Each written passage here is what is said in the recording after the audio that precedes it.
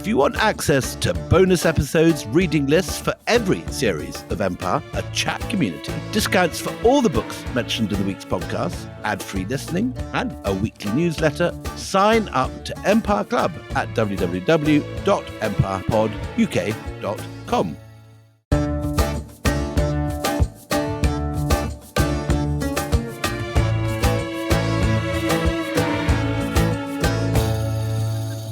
Hello and welcome to Empire with me, Anita Arnand. And me, William Turnbull. I think we're in one of the most fascinating chapters of American history, and one that is so frequently passed over or just misrepresented. If you, like me, have grown up with Westerns, the people who were there first, the Native American Indians, are really unimportant, or they're the backdrop, or they're the savages. These are the only stories that I certainly was brought up on. There's a fantastic historian of this period, Pekka Hämäläinen, and he uses this amazing phrase, which I'm just very anxious to put to our very, very special guest today, because she's got so many great stories. Welcome to Empire, the brilliant Katie Hickman. Welcome back. Thank you. It's so nice to be here. Last time she was inoculating us in the Ottoman Empire. Yes, I was. And do you know how many people have written to me about Skeffington? Oh, have they? Brilliant. Claiming to be relatives of old Skeffington. If you haven't heard that, Clotworthy Skeffington, the best name in history. I don't think we've had a better name, so it's true. And arguably nor will we. But Katie Hickman is a guest today because she's written this amazing book called Bravehearted, the dramatic story of the women of the American West. And I'm sort of acutely aware that you also come from that sensibility that this is almost like discovering a new land, because we've been fed such, horse droppings for so long about what it was actually like. Yes. I mean, if you were brought up on a diet of Westerns, as I was, and as so many people were, you could be forgiven for thinking that there just weren't any women in the West. Or if they were just peeping shyly, out of the windows of a wagon and never engaging very much. Or in some of the racier Westerns, peeping out of a bordello. Peeping out of a bordello, exactly. And on the corner of a Clint Eastwood set. Precisely. This was always the moment my mother used to walk in when I was watching Clint Eastwood films, I remember. Yes, vaguely pornographic. But of course, in order to settle the land, it couldn't just be men. You needed to have women and you needed to have families. So that was the impetus for my book, really, was thinking, well, we never really hear about these women. Where were they? And what was their experience? Well, quite. But you've managed to do two things in this book, which I think are really important and interesting. First of all, you go, sister, putting women back in the story, thank God. But also, I mentioned this Pekka Hämäläinen phrase where he refers to the indigenous communities as the dark matter of American history. Fantastic phrase. Absolutely brilliant phrase. You just can't see them. You look through them. It's what's beyond them. Except when they bounce off the other matter, exactly. Yes, and also, of course, in all the Westerns, they are horribly portrayed merely as savages, and often they were white actors with their faces blacked out.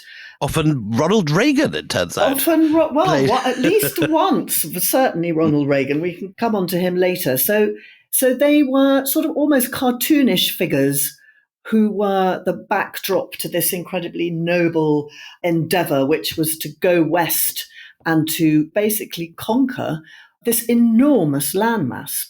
Shall I give a little tiny bit of background to this, the geography of it? The geography and the timing that we're talking about, because we're talking about sort of the 1840s, 1850s when this really starts taking off. So the westward expansion, as it's known in American history, began in about 1840. And at that time, the United States of America, there were only 26 states.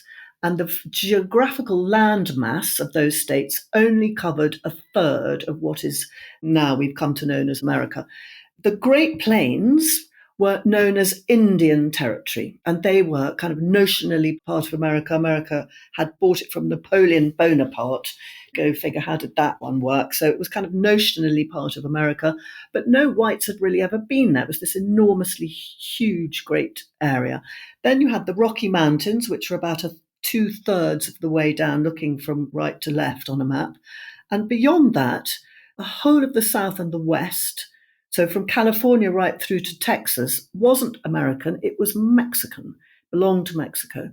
And the Pacific Northwest, the areas that now Oregon and Washington state and bits of Idaho, and I'm using heavy quotation marks because obviously there were a whole lot of Native Americans there, but it was disputed terrain between the United States of America and Great Britain. So when the first pioneers, or first settlers, first colonists, however you want to describe them, made this journey from the Mississippi River, the Mississippi and the Missouri River was considered the frontier, so about a third of the way across America. When the first people set off, the first overlanders set off, they were going to a foreign country. It didn't belong to America. I hadn't realized that beforehand. When you see these Westerns, there is no proper geographical location for it. You don't really know where it is that they're talking about. It's almost like a sort of fantasy land. And so as well as the history of the indigenous, there's also history, which is not part of our education at all, of a Hispanic California, of a whole period when these cities are born. Absolutely. And as we discovered last time, a Russian colony in part of it. Yes. About a third of American territory as it is now belonged to Mexico. And then there was the Mexican-American War, which ended in 1848. Under the treaty that was signed, America basically took this huge landmass for itself. But at the beginning of this, and this is a story that's just starting to be told in popular culture from a very specific prism. I don't know whether any of you have seen Yellowstone, which is this huge, great series with Kevin Costner in it. They keep skipping back in time for some specials. And they've got one of Kevin Costner's forebears who are crossing the West or trying to make a life for themselves. And there are places which come up, which are going to be very important to your story, like Fort Laramie, for example, which is going to be the prism through which we look at this idea of settlement, emigrants and immigrants and refugees from land that belonged to them for thousands of years.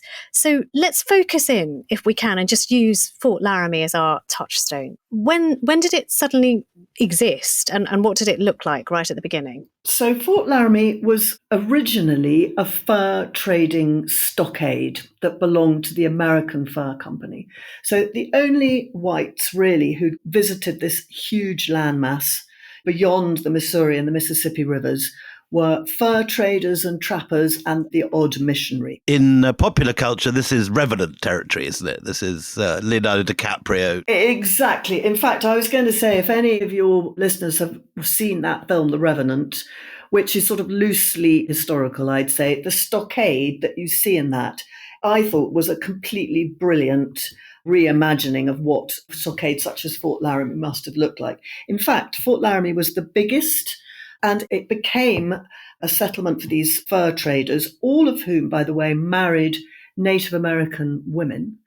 For a brief period before the emigrations began in 1840, it was a locus, pretty much the only place in this enormous landmass where Native Americans and whites lived together in relative harmony. So Fort Laramie itself, though, was named after a man who came to this part of the world even earlier. I was fascinated to see that it's named after a man called Jacques Laramie. Yes. This French trapper who apparently got to this part of the world and was taken by Arapaho Indians. So we're talking about 1819, 1820-ish.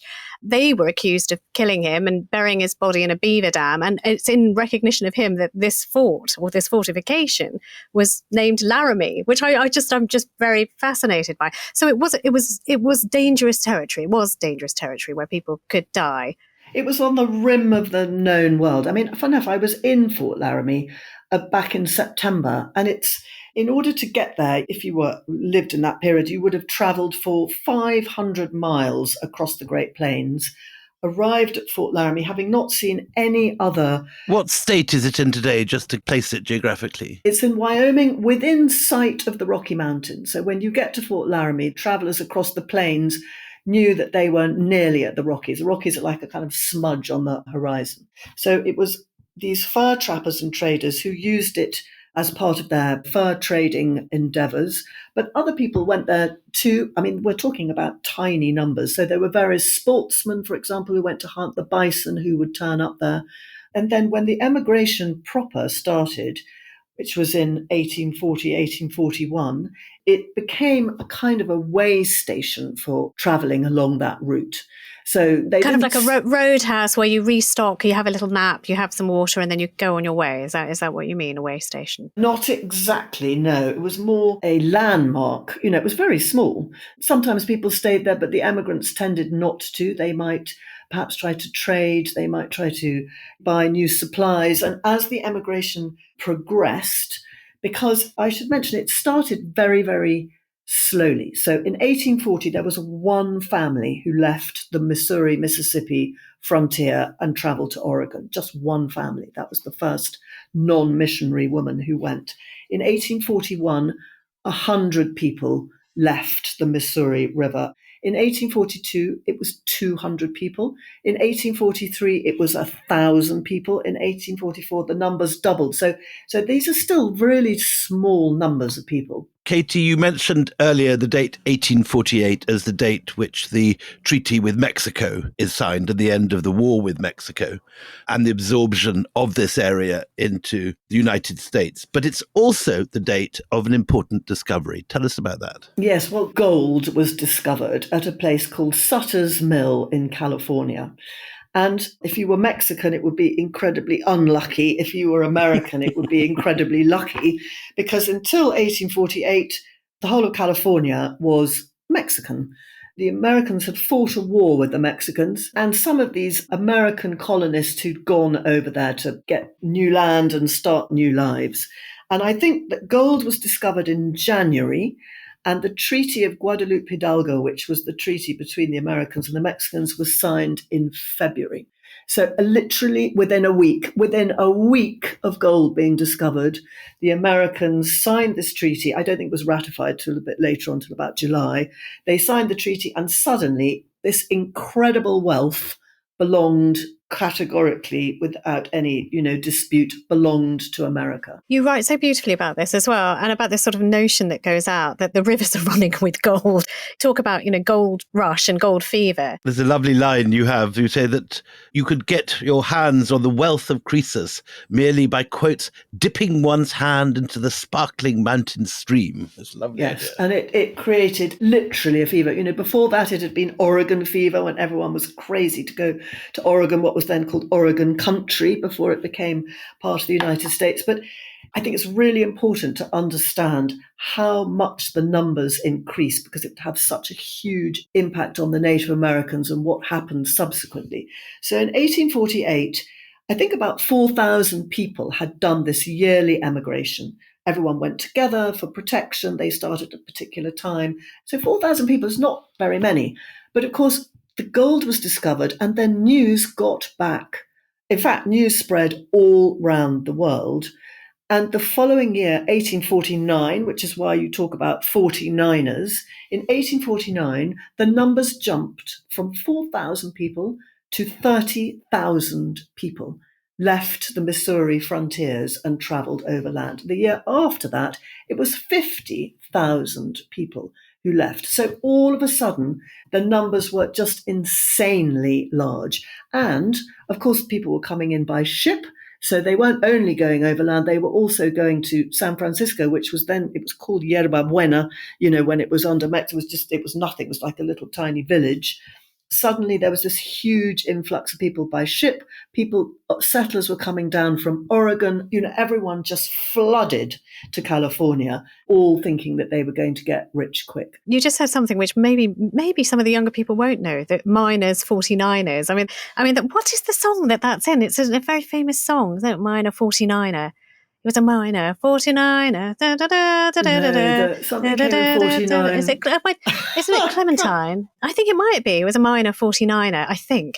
But what about the people who were there already, who was living in these places already, who suddenly have to witness this? You mean the Native American people? Yes. Exactly that. There may be a sudden, this, and I think your numbers are fascinating, by the way, how quickly and exponentially the numbers start growing. It's essential to understand how destructive this influx of people was. There's a wonderful woman, a biracial woman called Susan Bordeaux. Her name sounds very sort of white American, but actually her mother was a Lakota Native American called Red Cormorant woman, and her father was a French-American fur trapper. Their family was one of about 300 mixed marriages who all centered on the area around Fort Laramie. It's one of the reasons why Fort Laramie is so important in this period of history. And Katie, how rare was this coexistence? You painted a picture in your book of these many mixed marriages between Indigenous women and fur-trapping men. How rare was this sort of state of coexistence? It wasn't rare at all. It was very, very common. It was extremely common. This is another really surprising fact. I mean, it was rare elsewhere in the United States, the 26 states that already existed. But these fur trappers, I'm fascinated by them. They were called fur trappers in the Rocky Mountains. They were known as mountain men. And they were men who went out to trap anything with fur, anything that moved. Beaver particularly was what they were after, because men's hats were made of a kind of felted beaver. And it was like going to the moon. I mean, they were in a terrain that was utterly unknown to them. And they were just a very few of them, maybe a few hundred of them. So in order to be able to live alongside the Native American tribes, who mostly but not always nomadic, who roamed around this area, they made these strategic marriages with Native American women. And sometimes they were just marriages of convenience. Actually, Willie, not unlike the Bibis in 18th century India. East India Company traders. It reminded me so much of that period of history. They were often strategic marriages. If you wanted to be able to roam freely around the terrain of a particular tribe, you married a woman and then you were kin. And another important point you bring out, Katie, is that there was an economic reason why there was coexistence. The indigenous peoples had access to furs, which the trappers wanted to buy, and the trappers wanted to buy them, and the indigenous were happy to sell because it brought in money. Principally, really, it was to give a degree of safety and a degree of belonging to these fur trappers who were totally isolated in this immense terrain. So they married into various different tribes. Yes, which tribes were there? Give us a picture of the indigenous tribes of that area. So the tribes on the Great Plains were the very powerful warrior tribes of the various bands belonging to the Lakota people.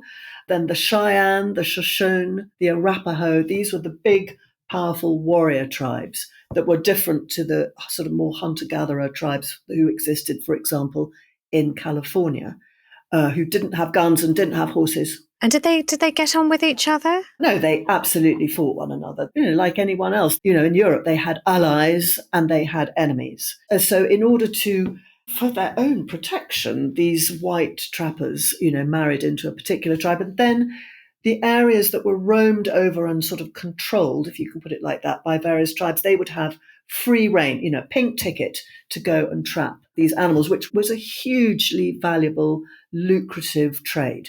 I don't think that the emigration could really have happened without the fur trade, because these men had made the first sort of incursions into this enormous terrain. Overlanders were following the Native American trails that had then been picked up by the fur trappers. So they provided a roadmap of where to go apart from anything else. You mentioned one really very important name, and I'm so glad you did, the Bordeaux family, because I want to know much more about them, because thanks to one of the Bordeaux, we have a wonderful history of the time period as well. But just, when I said 49, again, I can't get that out of my head, Katie, because I haven't heard that for such a long time. He's a niner, 49er. It's Clementine. I've looked it up. I didn't know it was in a cavern, in a canyon, excavating for a mine, dwelt a miner, 49er, and his daughter Clementine. There is now a regular Anita sing-song slot on this podcast. We had rap last week. So. I don't mean to be, but I'm following Tom Holland's footsteps. But also, I think in Scooby-Doo, there was a character called Miner 49er. Anyway, that was just a little aside. Okay. Yeah, Miner had a big beard, big shaggy beard. But yes, the Bordeaux family. Tell us more about the Bordeaux family. So they are also these fur traders, American French. The name sounds French. Susan Bordeaux, who left this wonderful account, first-hand account, which is extremely rare because she gave a Native American perspective. And of course, most of the histories that we have are written from a white American point of view. So Susan Bordeaux wrote this extraordinary account of the various things that happened. And she was biracial. So her father was James Bordeaux, who was a French-American fur trapper. Her mother was a Brûlé Lakota. So the Lakota had various tribes that came under the kind of general banner of Lakota. with the best name ever, Red Cormorant Woman. Red Cormorant Woman. And so they were very typical of this small, not sure if you could really call it a community, but there were about 300 families all living within the vicinity of Fort Laramie, which was like the kind of hub for everybody. And they all had these large families. And I'm very fascinated by the idea of this, because this is a period before the emigration happened, and indeed into the sort of very first early years when the overlanders, the settlers, posed no threat to the Native Americans because their numbers were so few. The Native Americans actually welcomed them as a trading opportunity. They lived in this area, and the way that Susan Bordeaux describes it is that it was a period of relative racial harmony between these white men and their Native American wives, who were from various different tribes. In Susan Bordeaux's case, her mother was a Lakota, but they married into all sorts of different tribes depending on where they were. They married Shoshone women quite frequently, for example, who were more towards the Rocky Mountains. They lived together, and there was no sense of sort of racial prejudice between the whites and the Native Americans. Or hostility. I mean, you write about the good times really well. I mean, through her words, you quote from her original source material, which I always find is really helpful. But she talks about that period that you've just been talking about, when the emigrants start to flood in. They sort of come in great numbers and they eat together, which is a huge sort of leveler of people.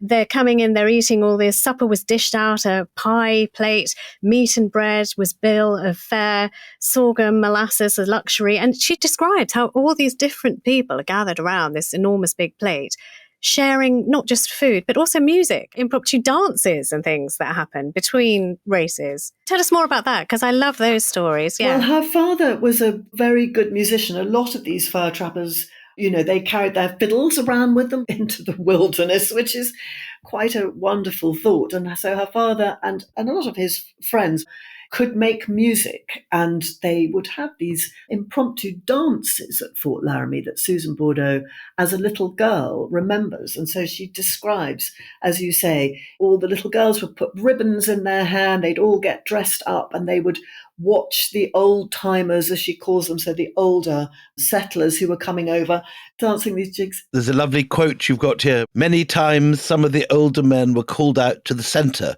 to step off a jig to fast music, and they could be sure to do it to perfection. Yes, exactly.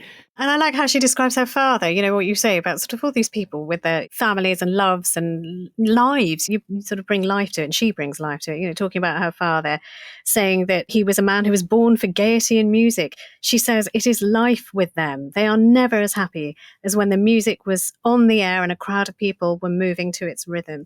It seemed like a happy place for a while. I think it was. It was certainly a peaceful place where everybody, Native American and white Americans, all rubbed along very harmoniously.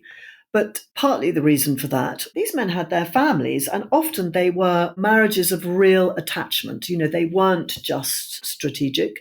These men really loved their families, and they brought up their children, and they had no intention of returning home east. Sometimes they had white families, a bit like the situation in India. They sometimes did have white families back at home, but often they didn't. They'd thrown in their lot with these Native American communities on the Great Plains.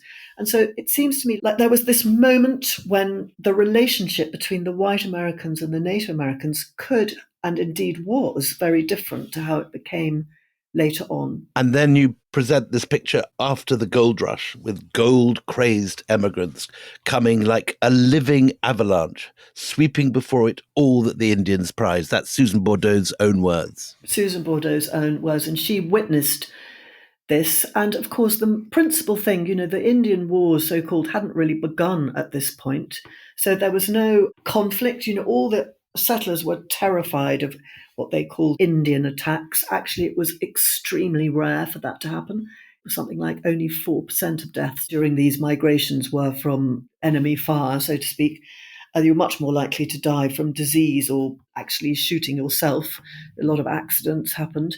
And cholera was also in 49, but the main damage really was environmental. So these settlers followed the Platte River. So the Platte River was like the highway, the motorway that cut right the way across the Great Plains. It was, in the absence of any maps, they would follow the banks of this river. The main detrimental effect environmental effect that these larger, huge numbers of people had was they polluted the water, they took all the pasture, and they had a very, very bad effect on the migration patterns of the bison. So before 1840, there were vast numbers of bison roaming around in these huge herds on the Great Prairies. There was 30 million of these animals, and the herds that they roamed in were as many as 100,000 strong. So they were like one of the wonders of nature. Just this huge travelling cloud of dust travelling across the plain, which will sustain thousands of people. You know, they use the meat, they use the fur, they travel with these herds. It's a migrationary pattern. You upend that, you're destroying countless lives. You destroy everything. That was the main sort of flashpoint of trouble, was the fact that very soon these plain tribes realized what a bad effect these large numbers were having on the bison. And they totally depend, they were a hunting people. They depended on the bison for everything, for their food, for the clothes that they wore, the buffalo robes. They would sometimes trade these buffalo robes that were very valuable. They made their teepees out of them. All their spiritual beliefs centered around stories about the buffalo, also known as bison, by the way. And so it didn't occur to anybody that there could ever be an end to this vast natural resource. Well, it's an apocalypse, really. If you're watching it with the numbers and the growing numbers that you just highlighted, this is happening within years. So somebody will be seeing their life collapsing, like an entire city being detonated around you. And I just want to go back to one of the figures again. You said only 4% of all deaths on the emigrant trail were down to Indian attacks, where people fought back against this apocalypse that's starting to go on around them. Within 1840 and 1860, yes. And yet, between 1840 and 1860, you also have that very strong, pervasive narrative of the savage, the women killer, the rapey Indians. All Yes. of that starts also being promulgated. Now, is that as a result of fear from people who are going into the unknown, or is it a deliberate propaganda to tell people you go tooled up and you clean these people out? Is it a mandate for giving people, that sense of right, that it's okay for you to go and detonate this entire civilization? I mean, where does that savage thing come from? Old as America itself. I mean, from the first Puritans arriving on the East Coast, Native Americans were portrayed as these savages, who wanted to kill and destroy them. And of course, in some instances, that was true. But I think it was a lot to do with sort of folk history. So on dark winter nights, you'd gather round the fire and your granny would tell you stories about someone she knew who knew someone else, who was attacked by the savages and taken captive. They were like the boogeyman. There's a sense in which they were always portrayed as subhumans. The very fact that they're referred to as savages. Even the missionaries who were going west to allegedly convert Native Americans in the Pacific Northwest, they were savages, they were heathens, they were benighted heathens. There was no sense in which they were human beings like you and me. Which left it possible in that mindset to do the things they did, to commit a genocide. They simply did not count. And you give a picture in your book of when the gold rush takes place. All the stereotypes we have of the gold rush is of immigrants going and panning for gold, but we never hear that 16,000 indigenous Californians are enslaved, kidnapped and killed. Oh my God. I mean, that was the least of it. It was in California, it was technically a genocide. So there is a figure. Before the gold rush, there were 150,000 Native Americans in many, many different tribes and bands.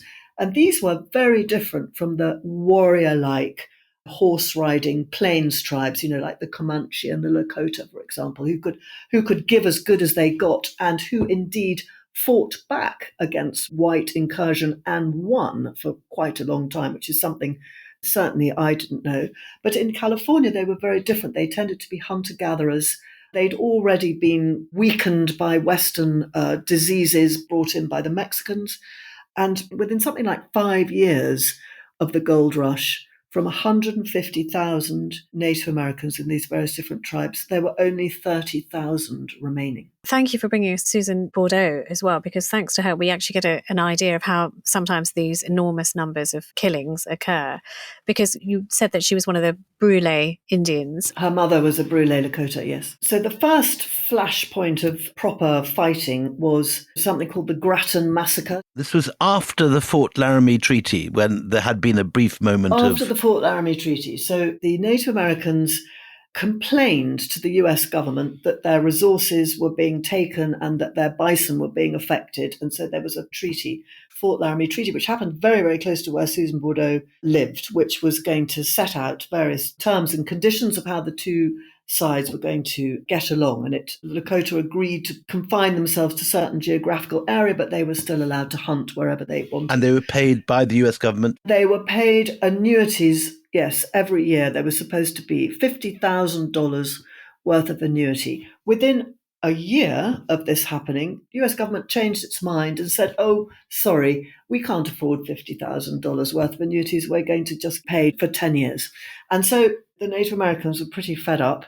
It also was the period in which the military came into the picture. So Fort Laramie, which had been a fur trading fort, was bought by the US Army. And from then on, from 1849, I think, it became a US military post. And of course, the minute you start introducing soldiers and guns, it becomes a much more friable situation. And this cow wanders off. The cow was pretty much dead on its feet. The cow wanders off, doesn't it? And then it's killed. This is a Mormon cow. I mean, it's definitely a Mormon cow. A cow that belonged to a Mormon group of people. This Native American shot it and took it for its skin. The Mormons complained. And a young firebrand officer called Grattan, Lieutenant John Grattan, decided he was going to go, and as he put it, he was going to crack it to the Sioux. Sioux is another word for Lakota. And he went into this village, and the chief was called Chief Scattering Bear. Brilliant name. Turned his back to walk away from Grattan, and Grattan shot him in the back. Right. This was a party of 30 young soldiers in a Lakota village, moving village of many thousands of people. And so this was the most dishonorable, terrible thing that the soldiers could have done. You don't shoot someone in the back. Yeah. And they slaughtered this group of soldiers. You know, Grattan's body was so badly mutilated that he was only recognizable by his pocket watch. Can I just also point out that the chieftain who took the lame Mormon cow, the skinny Mormon cow, did offer a horse as compensation, but none of that helped. You just have this downward slide into, well, we'll find out into what. Join us after the break.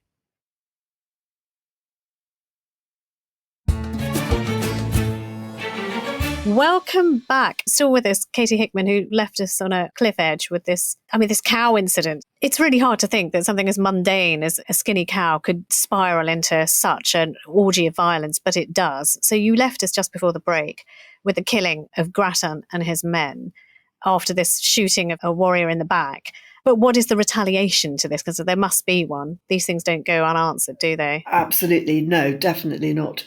And, the military by now was totally involved because they wanted to protect this golden cord, which was linking the United States to California, which was the richest place on earth at that point. And so the government sent a general called Harney with a whole load of troops across the plains to try to track down and punish this Lakota group who'd killed Grattan. And they came to a place called Ash Hollow, which is in Nebraska, to a peaceful village. That had nothing at all to do with the killing Nothing whatsoever to do with the Grattan massacre, as it was called. That band had ridden off to the north, were completely out of anyone's reach. And so Harney, in fact, the chief there, High Forehead, said that he wasn't going to fight because he could see that he was totally outnumbered, and he decided he wasn't going to fight. They had no chance to prepare themselves. And so they went out with white flags to this general saying that they were going to surrender. And Harney said, no, I'm not going to do that. I'm going to fight you. And so they said, well, give us an hour to remove our women and children at the very least. And according to Susan Bordeaux, who spoke to survivors of this, that didn't happen. Harney just attacked straight away, and it was complete mayhem. He goes with the intent. I mean, he calls it a day of retribution is what he's after. And when, one of these people with the white flags comes out, an elder of the tribe, and tries to shake his hand, he refuses to shake his hand. He's there with one purpose and one purpose alone, which is to punish and cause terror. It doesn't matter that these people were not the ones responsible for shooting Grattan and his men. They're still going to get them. The women and children, they're hiding in caves at the time, is that right? The women and children scattered. This is Nebraska. It's a very open plain. There was not really many places to hide. And there's an extraordinary account by this woman called Kakawin, who Susan Bordeaux later got to know and talked to, who described, it's a first-hand description by this woman of what it was like to be in this, what was effectively a rout, but a massacre by the American army on this otherwise totally peaceful group of people, that she turned around, she was running away, and she turned around at a certain point and she saw this soldier who was about to shoot her in the back. This is this woman, Kakawin. And because she happened to turn at that exact moment, the bullet didn't go into her back, but it perforated her stomach. It literally disemboweled her. And this woman was running along with half her guts hanging out, and she managed to hide in a washout, so in a little dry stream bed. And she lay there all day waiting for the fighting to die down, getting a sleeve of her dress, making a temporary bandage, stuffing her guts back in. Covered herself with tumbleweed. And finally saw a little skunk. And somehow, I don't know how she managed to do this, managed to kill and eat this skunk, and took a strip of skunk skin and used the skunk skin to bandage herself up. That's no small feat when you've got your guts hanging out. No small feat with your guts hanging. I mean, they were extremely, extremely resilient and strong, these people. And finally, she was left on this battlefield, surrounded by dead people and dead horses, and she decided she was going to go and give herself up. And so there's an incredibly moving account by this woman of how she went towards the American troops singing her own death song, which is the chant that you might sing if you know that you're going to your certain death. And what happens? Well, in fact, she was just taken prisoner. Harney took about 70 or 80 prisoners, mostly women and children, but having killed nearly 100 people, of these completely innocent people, in revenge. Many of those 100 women and children. And so forever after, the name of Harney was, as you can imagine, like mud to the Native Americans. They called him Harney the woman killer, he was known as. Right. Because in the Native American societies, warriors were the ones who went to war. You would never set out deliberately to slaughter women and children. But Harney did that. Partly it was a terror campaign. They wanted to show their strength, show what would happen if any Native American tribe tried to push back against them. But it doesn't work. It doesn't work with the Lakota Indians, with the Sioux Indians, because, they are outraged by this terrible massacre of their women and children. So it sparks off a long-running battle, which, historically was known as the Sioux battles. The Sioux Wars, yes. Just to think it starts with a cow. Yes. A cow that could have been swapped with a horse, which could have all just been sorted out at the time. Yes, and then a horse would have been more than enough of a compensation to this Mormon. But I think by this time, there is a sense in which white Americans were beginning to realize that they were not going to be able to settle these huge amounts of land. The Native Americans were an impediment to them. And as the decades roll on, 1860s and 1870s, there's a definite sea change in the attitude of particularly the US government towards the Native Americans. This whole rather wonderful sounding, very diverse society of these fur traders and trappers with their Native American wives, that is absolutely blown up. After that, it wasn't safe, even for Susan Bordeaux's father, who was kin to half these people. It was not safe for him to be in that area anymore. So where does the Lakota Nation and the Sioux Nation go? Where is left for them to hide? They went north to their heartland, which was the area, the Powder River Country it's called, which is between, if you can imagine, directly north from Fort Laramie, between the Black Mountains and the Bighorn Mountains. There's a whole huge area. They all went north to regroup and to strategize and to think how they were going. They realized that the whites did not mean them well, and that they were going to have to fight And it was back. an existential threat to their existence, just like it was to the buffalo and the bison. And it was the bison and the terrible environmental destruction done by these enormous numbers of people.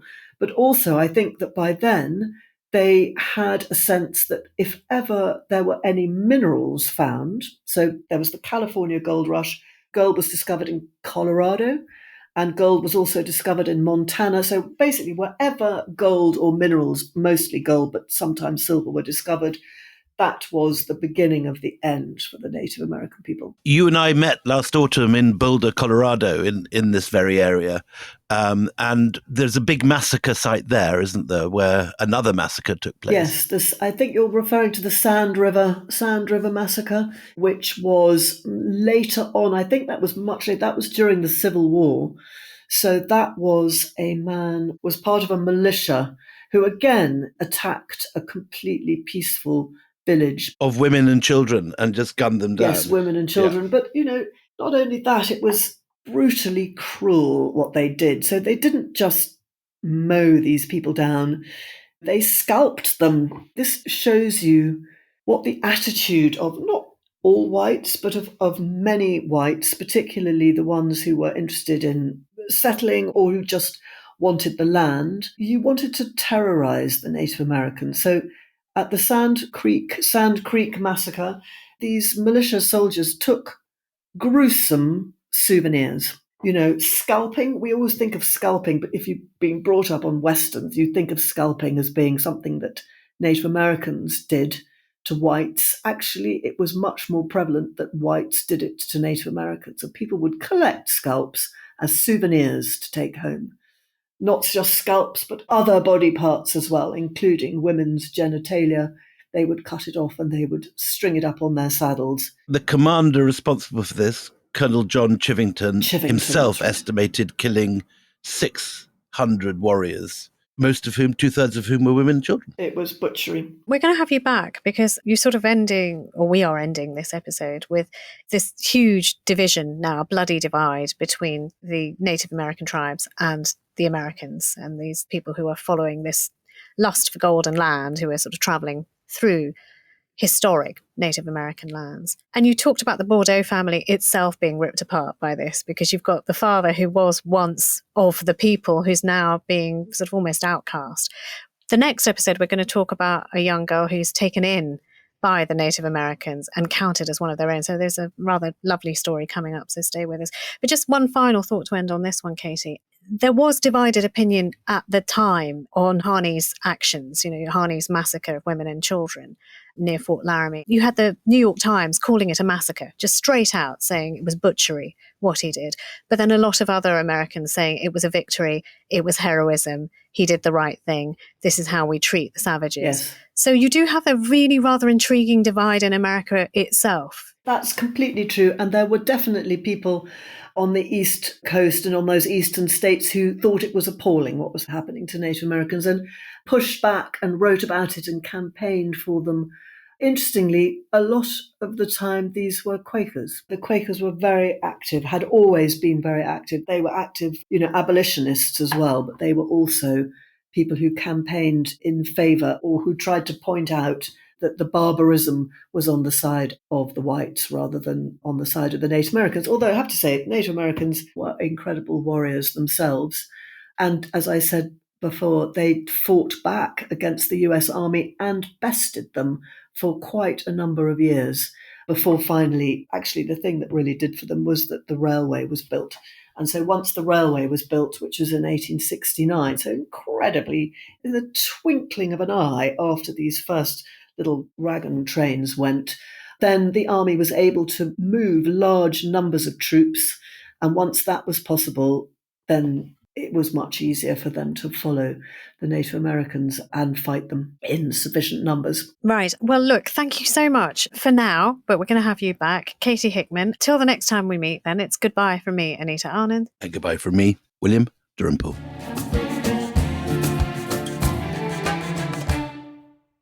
Hi there, this is Katie K from The Rest is Politics US. And I'm Anthony Scaramucci. On Thursday, June the 27th, Joe Biden and Donald Trump are going head-to-head in the first presidential debate of this campaign. And some very exciting news, Katie. We're going live on YouTube straight after the debate. We've got one candidate accusing his opponent of being senile, and the other saying his rival is a danger to democracy. Yeah, for all of us politics nerds, it's going to be a very exciting evening. And to get our instant reaction, just search The Rest is Politics US on YouTube straight after the debate. Don't worry if you miss it. You can listen back to the episode on our regular podcast feed the next morning. Just look for The Rest is Politics US wherever you get your podcasts.